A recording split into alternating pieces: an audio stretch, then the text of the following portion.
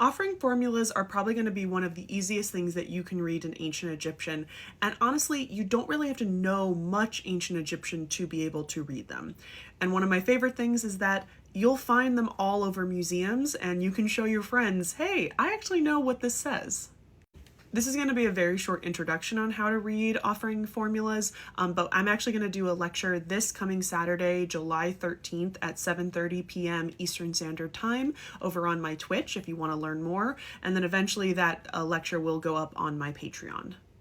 So an offering formula is essentially an offering spell that was written in tombs, temples, and especially on these small little offering stela, usually depicting the deceased offering something up to a god, or the deceased seated while their family members are also giving them offerings.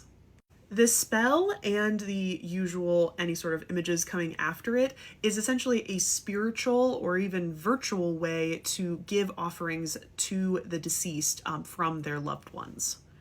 All spells start with the phrase Hetep Di Nisu, which you can see in the red on either side. This one actually starts on either side, goes down, and then goes down, and then the middle is used by both of these offering spells next to each other.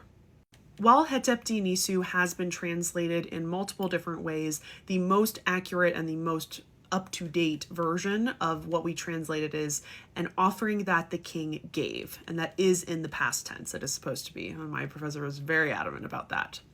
And yes, these gifts are technically given from the king and from another god to the deceased along with the family members. The other fun thing is that they never name the king. It just says the king or the Nisu, and that allows this offering spell to go on for literally ever, as there are different kings going throughout it. Then you're going to have the name of a god who is also giving the offering. Anubis and Osiris are going to be the most common, and then they're going to be followed by the epithets and titles of these two gods. And typically, those are always standard. You're going to see them very often, and I'll go into more detail on these on my lecture. The rest of the offering formula includes different types of goods, but it's always going to include bread and beer. And then this is the voice offering, which is essentially, instead of physically giving the bread and beer, we are giving you a voice offering of all of these different things.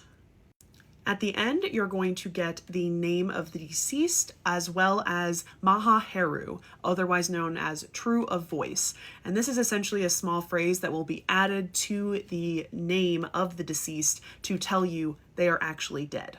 It's the distinction of between a live person and a dead person is the Maha Heru. They are true of voice. Definitely check out my lecture to learn more of the specifics and so that you can show off to your friends the next time you're at a museum.